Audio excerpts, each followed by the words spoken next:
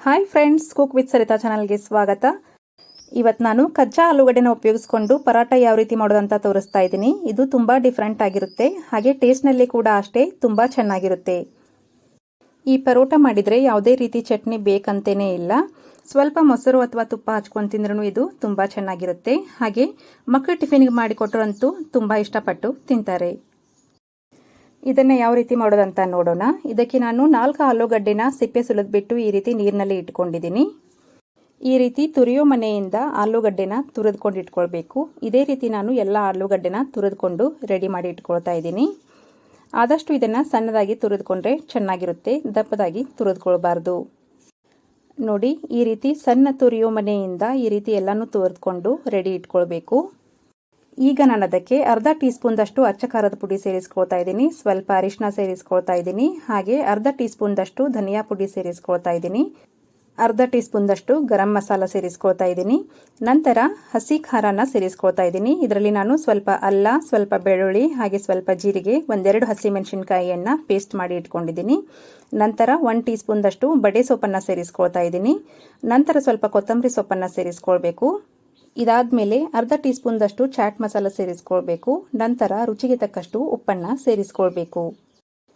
ಕೊನೆಗೆ ನಾನಿಲ್ಲಿ 2 ಟೀ ಸ್ಪೂನ್ದಷ್ಟು ಮೊಸರನ್ನು ಸೇರಿಸ್ಕೊಳ್ತಾ ಇದ್ದೀನಿ. ಇದನ್ನೆಲ್ಲನೂ ಸೇರಿಸ್ಕೊಂಡ್ಮೇಲೆ ಇದನ್ನೆಲ್ಲನೂ ಚೆನ್ನಾಗಿ ಮಿಕ್ಸ್ ಮಾಡ್ಕೊಳ್ಬೇಕು.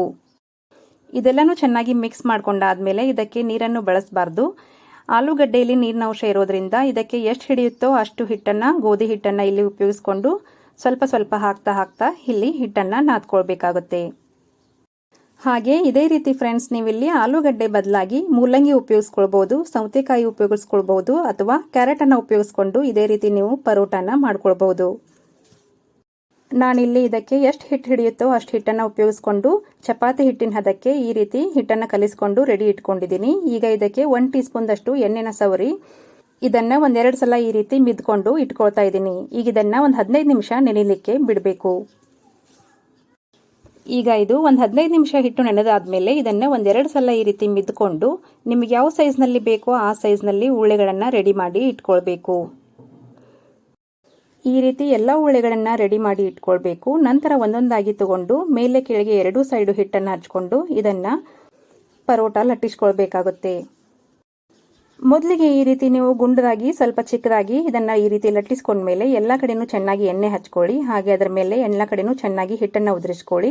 ಈ ರೀತಿ ಇದನ್ನು ಮಡಿಚಿಕೊಂಡು ನಾನಿಲ್ಲಿ ಸ್ಕ್ವೇರ್ ಆಕಾರದಲ್ಲಿ ಪರೋಟಗಳನ್ನು ಮಾಡ್ಕೊಳ್ತಾ ಇದ್ದೀನಿ. ಸ್ವಲ್ಪ ಮೇಲೆ ಕೆಳಗೆ ಹಿಟ್ಟನ್ನು ಉದುರಿಸ್ಕೊಂಡು ಈ ರೀತಿ ಪರೋಟಗಳನ್ನು ರೆಡಿ ಮಾಡಿ ಇಟ್ಕೊಳ್ಬೇಕು. ಪ್ಲೇಟ್ನಲ್ಲಿ ಪರೋಟಗಳನ್ನು ರೆಡಿ ಮಾಡಿ ಇಟ್ಕೊಳ್ಬೇಕಾದ್ರೆ ಮೇಲೆ ಕೆಳಗೆ ಸ್ವಲ್ಪ ಹಿಟ್ಟನ್ನು ಉದುರಿಸಿ ಇಟ್ಕೊಳ್ಬೇಕು. ಅವು ಒಂದಕ್ಕೊಂದು ಅಂಟ್ಕೊಳ್ಳೋದಿಲ್ಲ. ಅದೇ ರೀತಿ ನಾನಿಲ್ಲಿ ಮತ್ತೊಂದು ಪರೋಟನ ಲಟ್ಟಿಸ್ಕೊಳ್ತಾ ಇದ್ದೀನಿ. ಈ ರೀತಿ ಬೇರೆ ಬೇರೆ ಶೇಪ್ನಲ್ಲಿ ಪರೋಟಗಳನ್ನು ಮಾಡಿಕೊಂಡ್ರೆ ನೋಡಲಿಕ್ಕೂ ಚೆನ್ನಾಗಿರುತ್ತೆ ಹಾಗೂ ತಿನ್ನಲಿಕ್ಕೂ ಚೆನ್ನಾಗಿರುತ್ತೆ. ಪರೋಟ ಮಾಡಬೇಕಾದ್ರೆ ಈ ರೀತಿ ಸ್ವಲ್ಪ ಎಣ್ಣೆ ಹಚ್ಕೊಂಡು ಸ್ವಲ್ಪ ಹಿಟ್ಟನ್ನು ಉದುರಿಸ್ಕೊಂಡು ಮೇಲೆ ಕೆಳಗೆ ಸ್ವಲ್ಪ ಸ್ವಲ್ಪ ಮಡಿಚಿಕೊಂಡು ಹಾಗೆ ಸೈಡ್ಸ್ಗಳನ್ನು ಕೂಡ ಸ್ವಲ್ಪ ಸ್ವಲ್ಪ ಒಂದರ ಮೇಲೆ ಒಂದು ಮಡಿಚಿಕೊಂಡು ಈ ರೀತಿ ಶೇಪ್ಗಳನ್ನು ಕೊಟ್ಟು ಪರೋಟಗಳನ್ನು ಮಾಡಿದರೆ ಪರೋಟಗಳು ಸಾಫ್ಟ್ ಆಗಿ ತುಂಬ ಚೆನ್ನಾಗಿರುತ್ತೆ. ಈಗ ಇಲ್ಲಿ ತವೆ ಬಿಸಿಯಾಗಿದೆ, ಪರೋಟ ಹಾಕಿದ್ದೀನಿ. ಪರೋಟ ಹಾಕಿದ ಮೇಲೆ ಸ್ವಲ್ಪ ಮೇಲೆ ಕೆಳಗೆ ಚೆನ್ನಾಗಿ ಎಣ್ಣೆ ಅಥವಾ ತುಪ್ಪ ಹಚ್ಕೊಂಡು ಬೇಯಿಸ್ಕೊಳ್ಬೇಕು. ಈ ರೀತಿ 2 ಸೈಡ್ ಸ್ವಲ್ಪ ಸ್ವಲ್ಪ ಬೇಯಿಸ್ಕೊಂಡ್ಮೇಲೆ ಅದರ ಮೇಲೆ ಎಣ್ಣೆ ಅಥವಾ ತುಪ್ಪ ಹಚ್ಕೊಂಡು ಬೇಯಿಸ್ಕೊಳ್ಳಿ. ಈ ರೀತಿ ಎಣ್ಣೆ ಹಚ್ಚಿ ಬೇಯಿಸೋದ್ರಿಂದ ಗೋಲ್ಡನ್ ಬ್ರೌನ್ ಕಲರ್ ಆಗಿ ಕ್ರಿಸ್ಪಿಯಾಗಿ ತುಂಬ ಚೆನ್ನಾಗಿ ಪರೋಟ ಬೆಂದು ಬರುತ್ತೆ. ನಾವಿಲ್ಲಿ ಪರೋಟಗಳನ್ನು ಸ್ವಲ್ಪ ದಪ್ಪದಾಗಿ ಲಟ್ಟಿಸ್ಕೊಂಡಿರೋದ್ರಿಂದ ಈ ರೀತಿ 2 ಸೈಡು ಚೆನ್ನಾಗಿ ಬೇಯಿಸ್ಕೊಳ್ಬೇಕು. ಸೈಡ್ಸ್ ಎಲ್ಲ ಸ್ವಲ್ಪ ಸ್ಪೂನ್ ಸಹಾಯದಿಂದ ಒತ್ತಿ ಒತ್ತಿ ಚೆನ್ನಾಗಿ ಬೇಯಿಸ್ಕೊಳ್ಬೇಕು. ಅದೇ ರೀತಿ ನಾನಿಲ್ಲಿ ಮತ್ತೊಂದು ಪರೋಟಾನ ಬೇಯಿಸ್ಕೊಳ್ತಾ ಇದ್ದೀನಿ. ಇದಕ್ಕೂ ಕೂಡ ಮೇಲೆ ಕೆಳಗೆ ಸ್ವಲ್ಪ ಎಣ್ಣೆ ಹಚ್ಚಿಬಿಟ್ಟು ಈ ರೀತಿ ಚೆನ್ನಾಗಿ ಬೇಯಿಸ್ಕೊಳ್ಬೇಕು. ನೋಡಿ, ಈ ರೀತಿ ಸೈಡ್ಸ್ ಎಲ್ಲ ಸ್ವಲ್ಪ ಒತ್ತಿಬಿಟ್ಟು ಚೆನ್ನಾಗಿ ಬೇಯಿಸ್ಕೊಳ್ಬೇಕು. ಈ ರೀತಿ ಮಾಡೋದ್ರಿಂದ ಅದು ಎಲ್ಲೂ ಹಸಿ ಬಿಸಿಯಾಗಿ ಉಳಿಯೋ ಸಾಧ್ಯತೆ ಇರೋದಿಲ್ಲ, ಚೆನ್ನಾಗಿ ಬೆಂದು ಬರುತ್ತೆ. ನೋಡಿ, ಈ ರೀತಿ ಪರೋಟನ ಮಕ್ಕಳ ಟಿಫಿನ್ಗಾಗಿ ಒಂದ್ಸಲ ಮಾಡಿಕೊಟ್ಟು ನೋಡಿ, ತುಂಬ ಚೆನ್ನಾಗಿರುತ್ತೆ. ಆದರೆ ಈ ರೀತಿ ಪರೋಟಗಳನ್ನು ನೀವು ಮಾಡ್ಕೊಳ್ಬೇಕಾದ್ರೆ ನಿಮಗೆ ಎಷ್ಟು ಬೇಕೋ ಅಷ್ಟೇ ಹಿಟ್ಟನ್ನು ಒಂದೇ ಸಲಕ್ಕೆ ನಾದ್ಕೊಳ್ಬೇಕು. ನಾದ್ಕೊಂಡಂಥ ಹಿಟ್ಟನ್ನು ಎಲ್ಲನೂ ಪರೋಟಗಳನ್ನು ಮಾಡಿಕೊಂಡು ಇಟ್ಕೊಳ್ಬೇಕಾಗುತ್ತೆ.